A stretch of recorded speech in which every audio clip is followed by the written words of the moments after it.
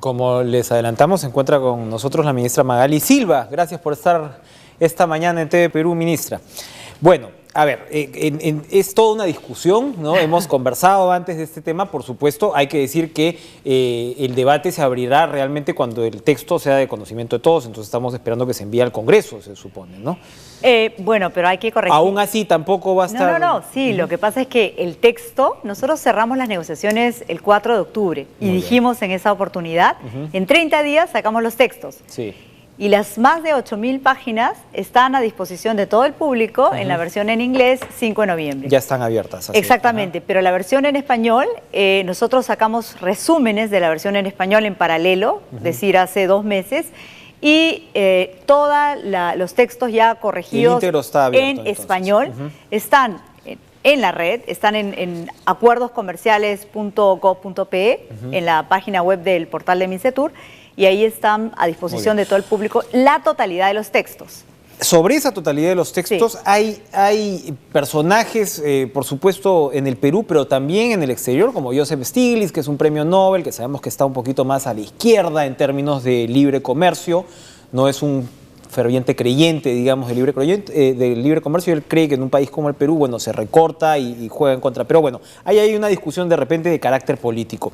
Pero aún así, ¿no? Ya con los textos ventilándose, se dice que, por ejemplo, el tema de los tribunales arbitrales, que el Perú perdería, ¿no?, digamos, su capacidad de poder resolver los conflictos con empresas, que esto abriría a un marco internacional. Y se cita, por ejemplo, el caso de los bonos de la reforma agraria, ¿no?, que el propio ministro Segura y los últimos gobiernos han estado de alguna forma toreando ese tema, porque consideran que si se le da, por ejemplo, como Gramercy, ¿no?, esta empresa que algunos califican pues de empresa buitre, ¿no?, que compró una cantidad de bonos increíble y ahora está forzando la máquina para llevar esto a tribunales internacionales, y de hecho lo que están cobrando, lo que pretenden cobrar es una millonada. Se dice, bueno, el TPP facilitaría una situación como esta. ¿Es eso cierto? Es falso. Cuénteme por qué. Es totalmente falso. Y quisiera también compartir con ustedes que me tocó estar en un panel con el mismo premio Nobel de Economía, Joseph Stiglitz, en Davos, me invitaron a mí, y yo le pedí al señor Stiglitz que también escuchara la otra parte, porque el TPP y ningún tratado de libre comercio va a cambiar el derecho de la soberanía que tiene el Estado peruano para decidir sobre su propia... Qué interesante. Sobre sus ¿Y propios... qué le respondió Stiglitz antes de que le respondió algo al respecto? Sí, Stiglitz dijo, y me preguntaron a mí, ¿usted qué le diría a Stiglitz? Entonces yo le dije, en primer lugar, como economista, me siento sumamente honrada estar sentada en una mesa con el profesor Stiglitz. Y el auditorio respondió, pero... y el auditorio me siguió y entendió. Porque yo le digo, señor Stiglitz, el Perú... Yo no puedo hablar por ningún otro país, estoy hablando por el caso del Perú, porque soy peruana y represento en este caso los intereses del gobierno peruano. Nosotros tenemos tratados internacionales a los cuales nos hemos adherido y tenemos tribunales arbitrales internacionales a los cuales nosotros nos acercamos cuando sentimos como gobierno que han sido vulnerados nuestros derechos, o las empresas sienten que sus derechos han sido vulnerados. En el caso del Perú, nosotros tenemos 11 casos que nos han llevado a arbitraje internacional. De 11 casos, 9 los hemos ganado. Y solamente en 2 casos... Muchos han sido el grupo Levi, por ejemplo, no están entre ellos, ¿no? Claro, ¿no? Nosotros estamos claros... Banco Nuevo Mundo y todo, que fueron muy sonados. 2 casos que hemos perdido, digamos, hemos terminado pagando menos de la mitad de lo que de la demanda. O sea, esto no cambia en términos puntuales lo que sería el mecanismo internacional por la cual las empresas acceden, es lo mismo. No, y eso, ¿por qué se está diciendo que sí? Y al contrario, lo que el TPP hace es, por ejemplo, nosotros sabemos que la internacionalización de las empresas peruanas ya empezó. Y hay muchísimos grupos, uno de ellos tú lo has nombrado, pero está el grupo de los, por ejemplo, los añaños, que tienen inversiones en Tailandia, en Indonesia, en México, etcétera. Estos peruanos que van a estos países de ahora, del que comprenden también el TPP, pueden recurrir o recurren a los tribunales internacionales cuando en esos países se ven afectados. Con toda la rigurosidad del caso. Así es. Esto no cambia nada, entonces. No cambia, el TPP no cambia absolutamente nada. El asunto de las medicinas. Usted ha dicho, bueno, ya los genéricos que están en marcha acá, nadie los va a sacar, pero lo que se quejan de la otra parte es que aquí se establecen periodos de patentes más largos para lo que entre. No, eso es falso. ¿Qué ocurre con eso? Eso es falso. Desde el año 90 en los 90, nosotros ya nos hemos adherido a la Organización Internacional de Patentes. Y las patentes en el Perú se protegen por 20 años. Es decir, mucho antes de los tratados de libre comercio ya se protegen las patentes por 20 años. De repente lo que se buscaba es que en una negociación como esta las condiciones cambiaran a favor de los países como el Perú. Vayamos a las estadísticas. En el Perú entran aproximadamente 5.000 patentes y terminan quedándose alrededor de 10 años de protección. O sea, porque la protección, tú que eres el dueño de la patente, tienes que seguir, digamos, protegiendo año a año en el INDECOPI tu patente. Entonces, esas patentes en el Perú, en la práctica, se están protegiendo por 10 años. ¿Por qué? Porque hay nuevos adelantos tecnológicos, entonces a ti, como dueño de la patente, ya en realidad no te interesa seguir protegiendo porque ya ese elemento ya ha sido superado por un nuevo descubrimiento científico o tecnológico en el mundo. Entonces, ese sistema de patentes es 20 años, ¿no? Lo que entra en discusión en el TPP es un tema adicional que se llama la protección de los datos de prueba. Los datos de prueba, ¿qué es lo que significa? Es las estadísticas que tú haces de la efectividad que tiene tu medicamento. Ah, bueno, tienes estos efectos secundarios, a este paciente le ha causado, por ejemplo, una eruptiva. Toda esa data se protege en el caso de los medicamentos de origen químico, o sea, los farmacéuticos. Ya tenemos legislación y eso fue lo que trajo el TLC con Estados Unidos. Esos datos de prueba se protegen durante 5 años, pero están comprendidos dentro de esos 20 años, que es el total de la patente. Claro, la patente la protege ¿quién? INDECOPI. Los datos de prueba se consiguen la protección, ¿dónde? En el Ministerio de Salud, en DIGEMIT.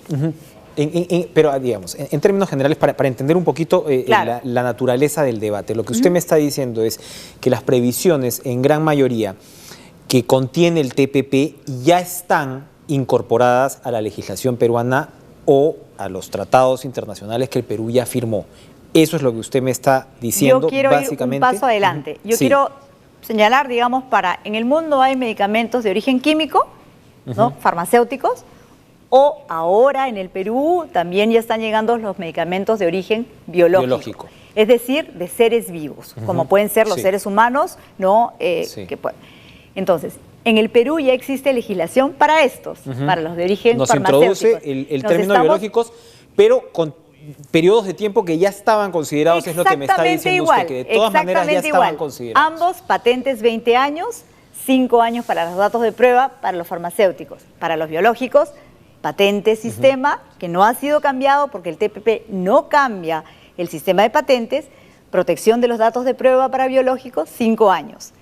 Equivalente a lo que se hizo hace 7 años o 9 años cuando se firmó el TLC porque al final, ministra, es una preocupación global, ¿no? Es decir, lo que tiene que ver con accesos a medicamentos. Tenemos el caso de este jovencito, en realidad, que compró pues esta empresa y se ha llevado todas las primeras planas en los Estados Unidos, ahora enfrenta pues un juicio penal, el que agarró pues, por otras razones, ¿no? Pero agarraba pues medicamentos raros y los multiplicaba el costo para... Entonces, es una preocupación central, ¿no? Y los intereses de las compañías pues, farmacéuticas no son poca cosa. No, entonces, y totalmente válido. ¿Usted puede garantizar que esto entonces no modifica que el Perú no está entrando a esta era de imperialismo comercial que critican? Absolutamente, absolutamente. Además, yo quiero que los peruanos estén totalmente convencidos que las negociaciones para el Perú han sido siempre y en primer lugar pensando los intereses de la mayoría de la población.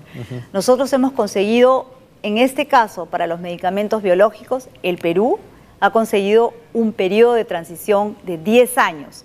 Es decir, esta legislación no va a ser aplicada hasta dentro de 10 años. Transgénicos, es otro elemento que está despertando la preocupación. Otra preocupación.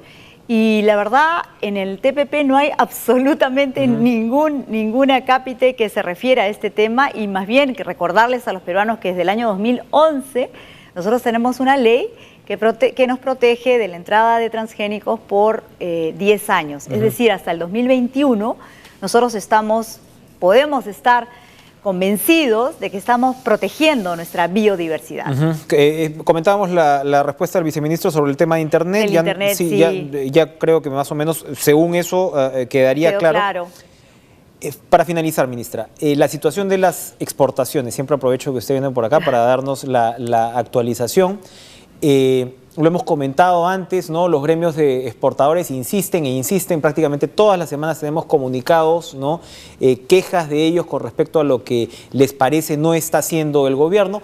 La agenda de ellos se concentra mucho en términos inmediatos en lo que es la restitución del drawback o lo que era antes, ¿no? En realidad es sobre todo eso. Claro. Lo hemos podido hablar con el ministro Segura, ¿no? Que dice, bueno, sencillamente el gobierno considera, pues, y he escuchado declaraciones suyas incluso, ¿no? Que sencillamente, bueno, el gobierno está adherido, pues, a unas reglas de alguna manera de economía abierta que consideraría esto un subsidio innecesario. Pero el hecho es que las exportaciones caen, las exportaciones no tradicionales siguen cayendo. Usted nos ha explicado cómo desde su despacho se ha realizado, pues, promoción de las exportaciones, pero de todas maneras la situación internacional no es fácil.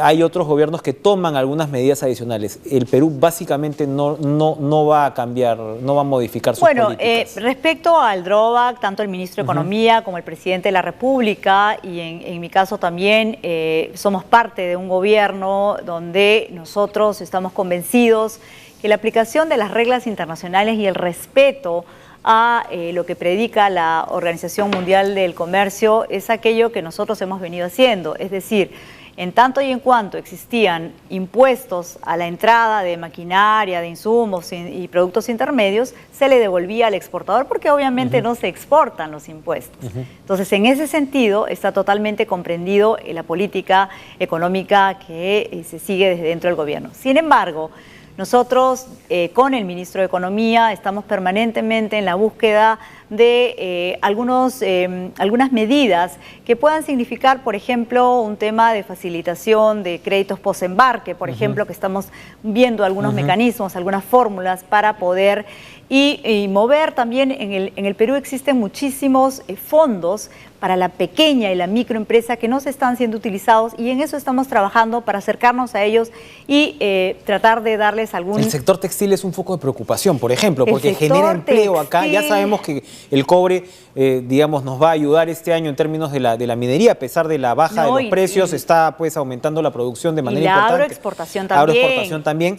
Pero, por ejemplo, un sector como el textil, que genera tanta mano de obra, está, digamos, en una situación de alerta roja. En términos puntuales, ¿qué se va a hacer con ellos, por ejemplo? Bueno, con el sector textil venimos trabajando también hace muchísimos meses. Hace año y medio lanzamos la marca Alpaca, por ejemplo, en donde nos ha permitido en las negociaciones, en las ferias internacionales, ir y obtener un mejor precio, porque ya tenemos un nombre que significa calidad, estandarización. Y estamos haciendo también lo mismo con toda la rama de lo que es el algodón Pima. Y ahora en Perú Moda, que es en el mes de abril, donde estamos trayendo más de 400 compradores internacionales, y estamos trabajando en el lanzamiento de una marca propia que va asociado a lo que es la calidad de la fibra y a la creatividad del diseñador peruano. Por ejemplo, José Luis Salinas está marcando la diferencia en Nueva York. Nosotros tuvimos la oportunidad en el último Perú Moda, lanzamos un concurso y diseñadores de Estados Unidos, principalmente de Nueva York, se han interesado por la marca Emporium y estamos trabajando con él. Esa es la línea por la que, a mi modo de ver, y habiendo conversado y habiendo, digamos, intercambiado muchas opiniones con expertos, se está moviendo la línea del sector textil. Muy bien. Ahora viene Perú Moda. Hay un montón de chiquitos también, pues, ¿no? Que dicen cómo hacemos nosotros para sobrevivir. Los chiquitos, bienvenidos, porque cada vez, a través de nuestra promoción, estamos llevando cada vez más pequeños. Con la ruta exportadora estamos sirviendo a más de 3.000 pequeños y microempresarios que se han atrevido a dar el paso en los distintos sectores económicos. Perfecto. Magali Silva, titular de Comercio Exterior y Turismo. Después vamos a hablar de turismo, después la vamos a invitar precisamente porque como en campaña el potencial de turismo se está instalando. Impresionante. Yo creo que vale la pena poner, ¿no?, en su real dimensión lo que podemos hacer. Y Lima va a ser sede del segundo Foro Mundial de Turismo Gastronómico 27, 28 y 29 de abril. Ahorita, muy bien. Así es. Muchas gracias por estar con nosotros. No, al contrario.